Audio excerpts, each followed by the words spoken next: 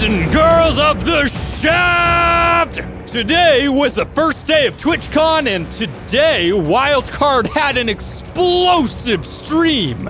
When you come across one in the wild, and they're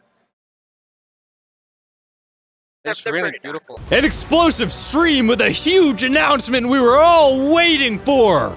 That's right, we were given an exact, indefinite date for Aberration's release! We have some news to get out to you. Other exciting news. Yeah. Dun, dun, dun, dun. I think a lot of people are going to be happy about this. Aberration will be delayed by some weeks. We need to do some more work on it, and we are finalizing a release date, which we plan to tell you guys sometime after TwitchCon. Once we have that date, we'll let you know. By some weeks? Sometime after TwitchCon? What does that mean? Ah! So if you're disappointed, I'm really disappointed. So is Zombie. I had plans months in advance, but I had them delayed because I was waiting for Aberration, because I was all like, hell yeah, bro, we're gonna make a bunch of videos and it's gonna be really great. I can't wait for this DLC. And then it doesn't come for the first 20 days of October, and I'm like, surely it's gonna come October 20, right? History tells us with WildCard, anytime there's a major event or something that they're attending, like TwitchCon or E3 or PAX or whatever, they always have a live stream and they reveal some kind of crazy new stuff. But no, the first live stream where we were disappointed. Okay, well, I mean, it wasn't an entire disappointment, but it's disappointing because it's like, come on, it's October 20. Everything you advertised said October, even your trailer. And you come at us and you say, by some weeks? It'll be delayed by some weeks? What does that mean? It's October 20. So you mean some point in November? Come on! I could be off on vacation right now, damn it! And BT Dubs, here's the thing you gotta know about WildCard, guys. I've been at this for over a year now, so I would know. Here's the deal. When it comes to WildCard, if they give you some arbitrary time that's like, yeah, within the next couple of weeks, expect it later rather than sooner. The only time you can expect anything to be timely when it comes to WildCard is if they tell you an exact day at an exact time, and then expect it to be many hours after that ETA. That's how it works with WildCard, guys. So, by some weeks, probably the end of November, all right? I suppose at least we got some new skins, though. The devs showed off some new gameplay, too. But before we get into any of that stuff, we got some other things to talk about. Something about the Collector's Edition, something about an Xbox Ragnarok update, and S Plus is becoming an official mod, which we already knew. Anyway, back to the gameplay. We got a closer look at some of the new biomes, where you can collect new resources like auric mushrooms, aquatic mushrooms, gems, and gas, that kind of stuff. There's gonna be 3 kinds of gems used to craft different items. I'm guessing the mushrooms are gonna grant you different kind of status effects that may or may not be helpful.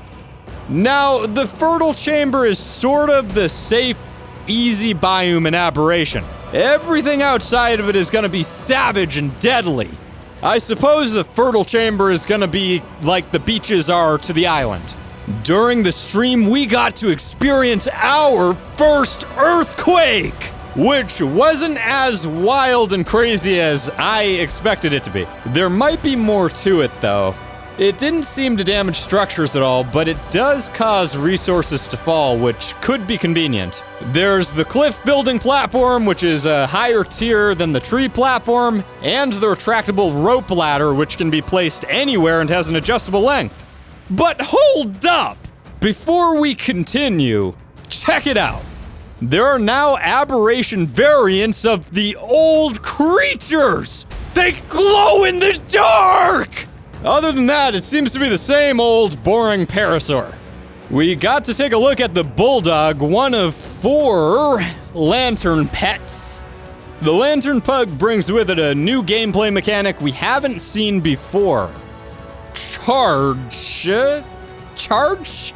This is something that items like the flashlight will have in addition to various creatures. I guess charge is a new resource you can collect, and it keeps you safe from the Nameless. I don't really understand it, but I guess it's a multifunctional thing that is for survival, which also affects the creatures in different ways and can be converted into batteries, which operate most electrical things in the game, both new and past, which is gonna be really convenient. Oh my gosh. Can you imagine powering auto turrets without having to run a bunch of cables? That'd be dope!